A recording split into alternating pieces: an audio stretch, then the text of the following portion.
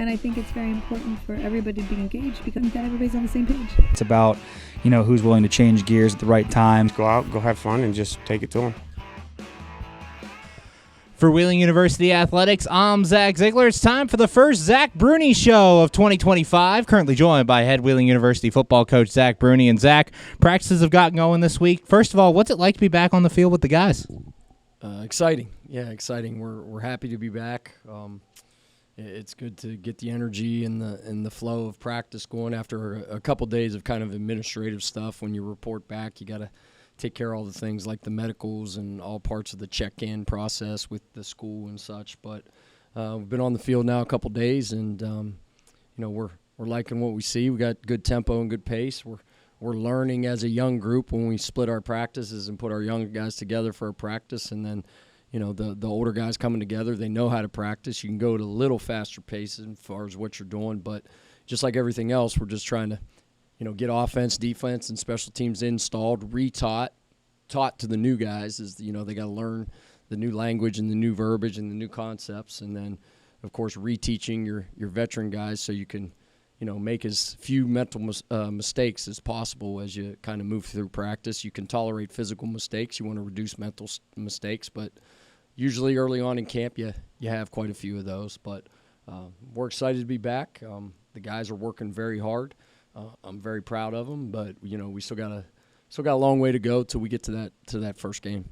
And looking back at 2024, another successful season for you guys. You finished 6-5 overall, 5-4 in the conference. Talk about last season and kind of some of the lessons you've learned that you kind of take into this year.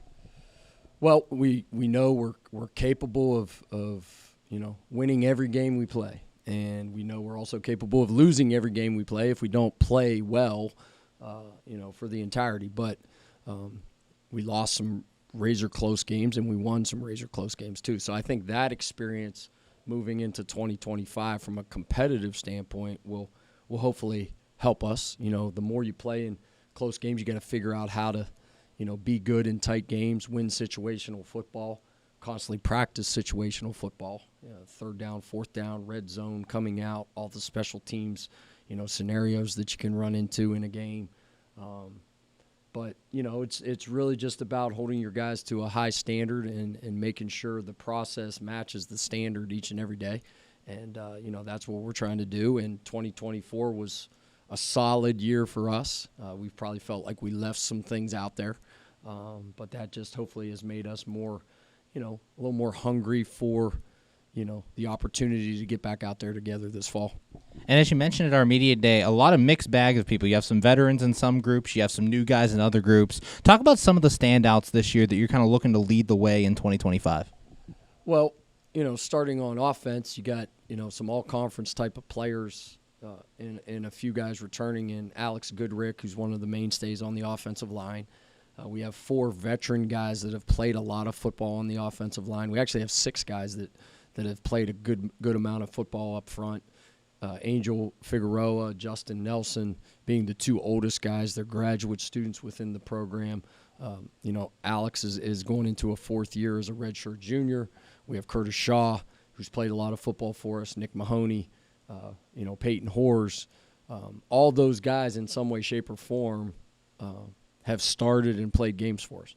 Now, they haven't been full-time starters outside of Alex and Justin and Angel for the most part, but Curtis has started games and played a lot.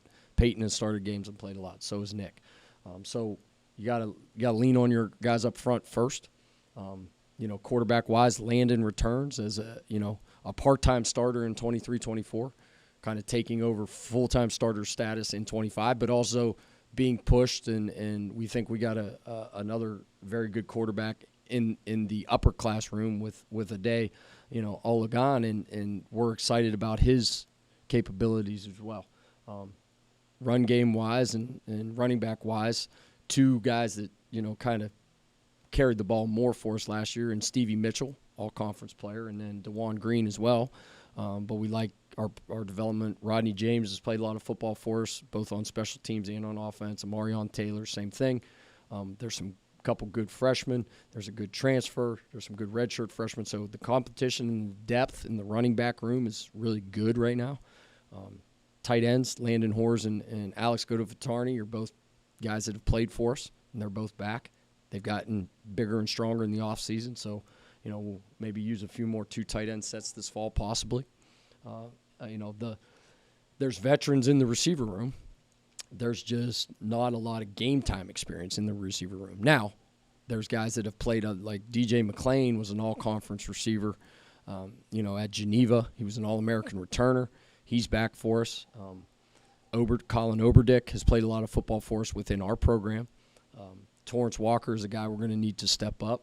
Will James, another guy we're going to need to step up. Both local guys that possess a ton of speed, played high school football at Wheeling Park. Jordan Kaiser is a redshirt freshman that came on strong this spring. And like I said, then we've added a few guys in the mix that transfer-wise might be able to influx. But Nate Coleman, another young guy that's developing quickly. He's big. He's strong. So there's good players in that receiver room. You guys haven't seen them much in the games yet. But we've seen them in practice. We've seen them in the weight room. We've seen them in the offseason. So we're expecting them to, rise to the level of their training and do a good job for us moving forward. So we're excited about the offense overall. Specialists are solid in Connor Fitzpatrick. We got a transfer in Brett Jackson that can be a dual guy. Carter Blake will kind of play linebacker and punt for us, and then Alex Tappan returns as a starting long snapper. So offensively and special teams, we feel good about the veterans coming back. We're excited about the new guys in the fold.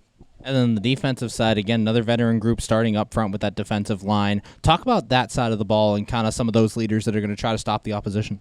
Yeah, the D-line has some experience. There's guys that have played a lot for us. Nikhil Martin, fifth-year graduate student, has been in our program 5 years. Deion McIntosh, fourth-year guy. Jacob Bostic, fourth-year guy. DeJuan Jones, another middle guard, has played a lot of football for us. Marcel Chapman and Tyreek Scrivener, both 2 veteran guys on the outside, both fourth-year guys. So they have some juice. We got some juice up front. We got to keep pushing and bringing some depth. We got some good younger players. Fred Woodfirk, who played at another school, sophomore this year. Isaiah Danner, we've kind of moved him around. D-line, O-line, back to D-line. So we like those guys inside. Marcel and Tyreek are kind of more of edge guys. And then the outside linebacker position, Awal Asanuga, Nick Weitzel, Ahmad Harris. There's kind of a mixed bag of guys that we're still counting on. Wall was kind of like a specialist, pass rush specialist for us last year. So those guys up front, we like the linebacker room. We graduated our top 3 tacklers, right? JoJo Holmes, Dalton Hoover, Jack Perry, first-team all-conference player, who was also the leading tackler in the conference. Good players in that room, though, coming back. We moved Carter Blake from outside to inside. And also we got Jefferson Desco, who was a transfer, older player, was at another school for 2 years, started games in Division II, and transferred to us. And we like 2 of our redshirt freshmen, and Dylan Newman and Caden Knight. There's another veteran guy in that room, Monty Montgomery, that's been a solid role guy for us the last couple of years. We'll play a lot on special teams. Like some of the freshmen we recruited too, we just got to keep developing them and keep getting better. Back end wise, James Walker returns at corner.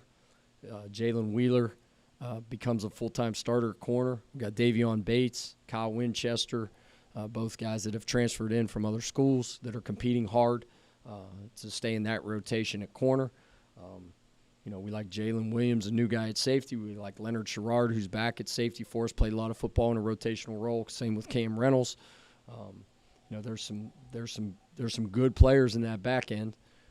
Got to get them ready. Kevon Harper, we've moved from quarterback, just like Alex Godovatarni, we moved him from quarterback to tight end. We moved Kevon Harper from quarterback to safety because he's an athletic young man who can really run. He's strong. So we'll see how he pans out on the defensive side of the ball, and hopefully he helps us, in special teams as well. But, we like our defense, we like our offense, but we got to get better at all positions. Currently joined by Wheeling University head football coach Zac Bruney. And Zac, guys, entering your 9th season here on campus, you've fully kind of established the program here over these last couple of years. Talk about the growth of the program and kind of where you see it going here in 2025.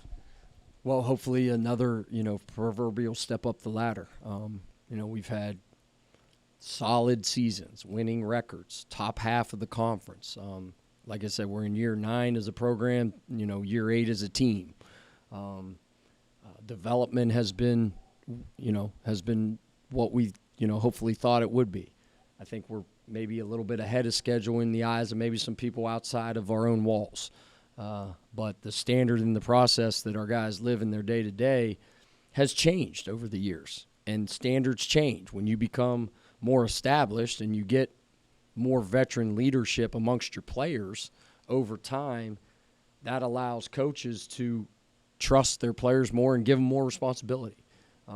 So we're counting on the most veteran guys, the guys that have been in the program the longest, to provide, the right type of player-led leadership to put us to that next level, that proverbial championship contending status each and every week. And that's hard in our conference because top to bottom our conference is very good. And like, I've said in a couple different interviews, 7 teams last year finished over 500. So we got to work really hard each and every week because we're, I feel like we could be capable of beating anybody, and we could also be capable of losing anybody just based on that's college football, and that's college football in the Mountain East, and it's a good conference. And early on in camp here, you guys like to split up the groups. The younger guys go for practice, and then the older guys. Talk about how that kind of benefits the team and that development you talk about overall as you guys get ready for the year. Well, it's it provides guys with more reps, you know what I mean? And it provides guys with opportunities. We kind of mix the freshmen in, and there's some second-year, third-year guys even with, the teams, the red team, white team, but there's kind of 4 or 5 units, right? You got red, O, and D, and they're split into a couple units, and you got special teams. So it gets guys on the field and gets repetitions, for more players more quickly. And hopefully that leads to development. It also puts more ownership on the players when the other group is practicing on the field with the coaches, right? Because the coaches can't be in 2 places at one time. There's player-led activities, whether that's recovery, stretching, rolling, pool workouts. Coach Petrella does a great job with our weight room. He's still, involved with the weights while we're out practicing if the other group is lifting. Running film meetings, watching film, going over install with each other. So it takes a mature group to do that, and it provides the second-year guys that, third-year guys that are still climbing the ladder on the depth chart. It gives them more ownership, and it makes them, you kind of got multiple captains in a variety of units that are in charge of, player-led meetings and player-led sessions when the other group's out practicing. So it's hard. It's hard. It's hard on the coaches. It's 2 days for the coaches and still 1 days for the players because that's what they're allowed to do. But I think it helps guys get entrenched in the program quicker, and hopefully it helps their learning curve a lot faster. And it allows the veterans to kind of go faster when we need to go faster in practice in preparation for the opener and the upcoming games. And finally, talk about some of the things you guys are working on over the next couple of weeks here in training camp and your message to the team as you guys get ready for Clarion. Well, it's install. It's working on us first and foremost. It's install of offense. It's install of defense. It's install of special teams, schematics and formations and plays and blitz packages and personnel groupings. And it's learning and relearning. So we're really focused on us, number one, and our process and what we're doing. And then as you kind of, get to that end of camp, and then you kind of start focusing on your opponent per se coming up.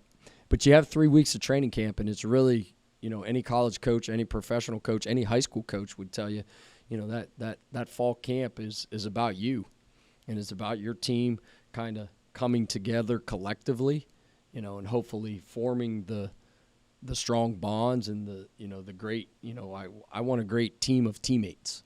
We want to have 2025. We want to have the best group of teammates we've ever had. And that's a challenge for our guys every year. So let's start with that in August. And, when we do some fun things along the way. You can sprinkle in some team activities. You get a couple inter-squad scrimmages around the way. You can't do any scrimmaging with another team in preseason in Division II. So it's really about us. And then once we get to that kind of like that last Wednesday, Thursday of fall training camp, right before classes kind of get started that following week, then you flip it into game week and game mode. But right now, early part of camp, all about us and learning, relearning, and just getting better in our day-to-day. Thanks, Zach. Good luck in camp. Can't wait to talk to you again before Clarion. Appreciate it. Thank you. For Wheeling University Athletics, I'm Zac Ziegler. And I think it's very important for everybody to be engaged because that everybody's on the same page. It's about, who's willing to change gears at the right time. Go out, go have fun, and just take it to them.